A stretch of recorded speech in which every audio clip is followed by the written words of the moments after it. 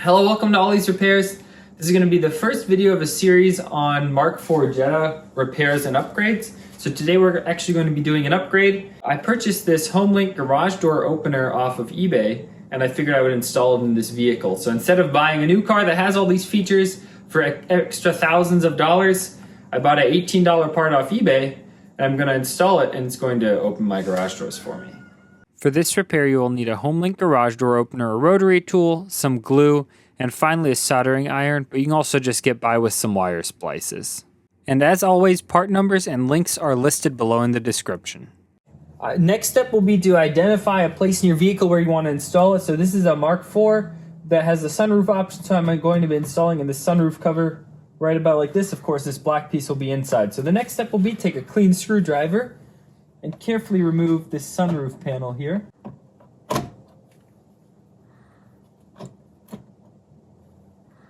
So that we can drill some holes. Okay, next step will be to disassemble our Homelink module here.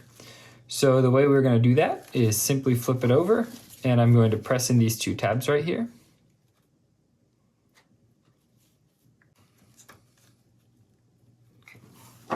Two. And then next, we need to remove this piece. So the way I will do that is I will grab a knife and I will carefully trim these tabs right here on the side that are holding this piece in.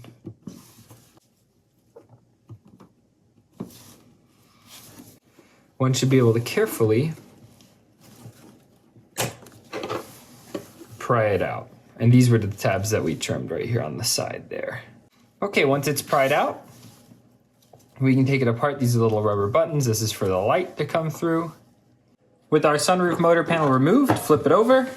Remove this emergency tool here that could be used to manually close your sunroof in case the motor dies. And next we'll be grinding off these two little nubs so we can install our system. For that, we'll be utilizing a Dremel tool with a sanding wheel on it. All right, here I've made my template. Now we're going to test it just to make sure that my template works. Slide this on over. The key is to not really have any issues here of the rubber and plastic catching. It looks pretty good. It's catching just a little bit here on the sides. And then double check to make sure that these other holes are right. So we're going to slide our little plastic piece on. With our template complete, now we're going to center it, and these little mount here is exactly in the middle. And then tape it down so we can trace over our holes that we marked here onto the plastic so that we know where to cut them into the plastic. Remove the template. And now we know where to drill the holes. I will be making these holes with a Dremel and a router bit here. I'm going to do this off camera. With the holes dremeled out, flip it over, use a knife to carefully clean out this backside here. Kind of deburr it.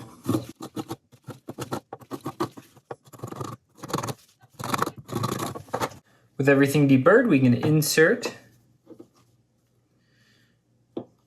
our buttons here.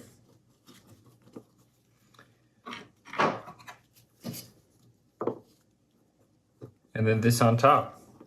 All right, it's starting to look good.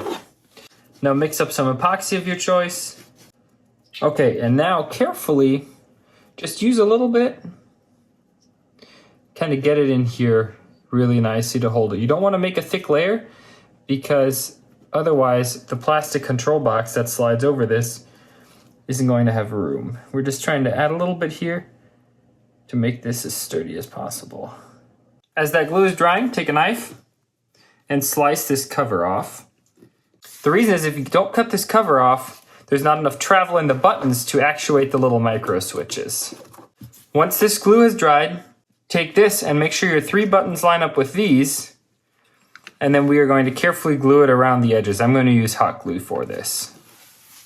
All right, we've got it all glued down. You can see I applied quite a bit of hot glue there. I just like using hot glue for some things because it dries a little bit quicker than the JB Weld does. And if you look in here, when I push the buttons, You can hear the click of the micro switch. Next, we're going to take this wiring harness right here, which for most of you, this is probably plugged directly into this light control right here, but I end up actually upgrading this to a Passat W8 control. So I had to install this little bridge. But either way, you're going to take and we're going to splice into this red wire and this brown wire. The brown's obviously going to be ground. The red is a 12-volt power on, no matter if your key's on or not. So we're going to splice into those.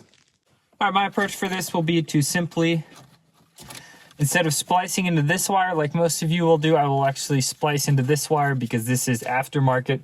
I made this, so I don't like touching the stock wiring if I don't have to.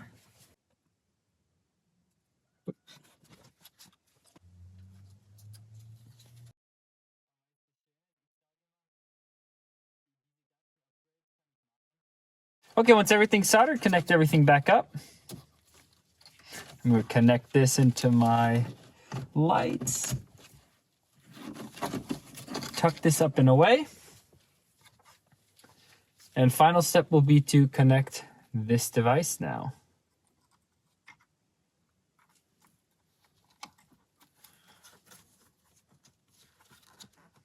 I ended up putting some different wires on here that were a little bit longer to get everything to fit nicely. Snap your sunroof panel in place. And then we can see the little red button here light up as we push it. Last step will be to program the Homelink.